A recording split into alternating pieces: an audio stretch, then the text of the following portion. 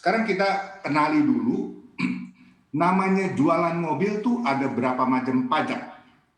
Pertama ada PPN, jelas 10%. Kemudian yang kita bilang PPNBM, ini variasi, bisa 10, 20, 30 tergantung berapa cc ya, tergantung apakah dia itu friendly terhadap greenery project.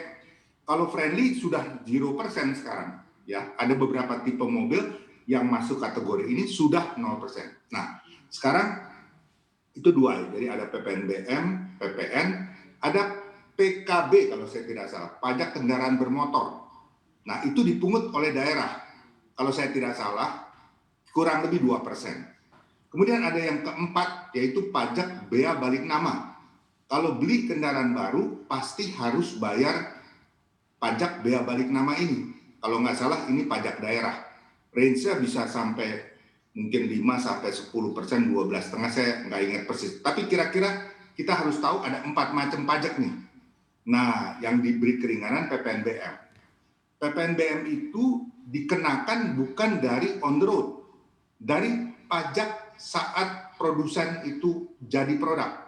Ya, jadi contoh, mobil yang harganya 200 juta on the road, kalau off the road itu PPNBM-nya mungkin terkena dari ya 100-125 juta mungkin ya, bukan 200 juta dari on the road. Nah, ini supaya kita dapat pengertian apa yang dibebaskan. Itu satu.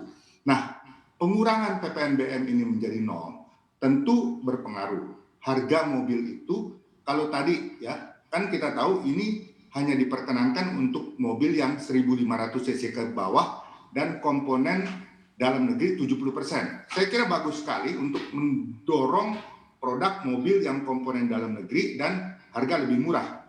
Tapi berapa murahnya kurang lebih seperti itulah.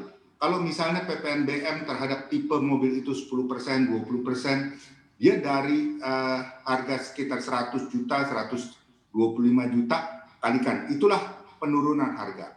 Ya, jadi tentu ini akan mempengaruhi permintaan dari masyarakat yang memang di golongan middle, yaitu 1.500 cc ke bawah.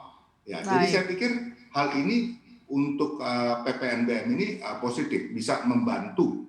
Ya, tetapi sedikit ya kalau boleh Natalia ya, Anneke ya, saya jelaskan begini. Ini jangan disalahartikan. Contoh ya, saya ambil contoh ini konkret di BCA. Kita sebelum COVID 1 bulan omset untuk kredit baru ya 2,5 triliun untuk kredit mobil baru per bulan. Ketika COVID April, saya ingat benar angkanya hanya 90 miliar. Kemudian bulan Mei, April Mei naik jadi 200 miliar. Bayangkan dari 2,5 triliun menjadi 90, 200, kemudian naik lagi 400. Sehingga akhirnya mendekati akhir tahun lalu stabilize di sekitar 1,2 sampai 1,4 triliun ya. Jadi dibandingkan sebelum pre-COVID 2,5 itu jauh berkurang. Itu kredit baru ya. Tapi jangan lupa nasabah-nasabah lama itu melakukan pencicilan tiap bulan. Nah, jumlah cicilan yang dibayarkan itu sekitar 2,5 triliun juga. Artinya kalau kita kredit baru hanya sekitar 1,8 kalau KKB kita, sekitar 1,8 triliun.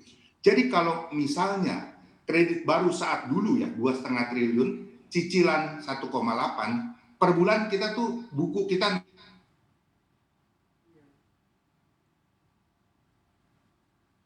sekitar November Desember itu hanya 1,4 ya. Cicilan 1,8. Artinya meskipun kita kasih kredit baru 1,4, tetap angkanya masih minus. Karena tadi ada cicilan. Ini untuk tahu fundamental kalau kita ditanya berapa bisa naik, pengaruhnya ke apa, harus tahu ini dulu nih. Ya, terima kasih.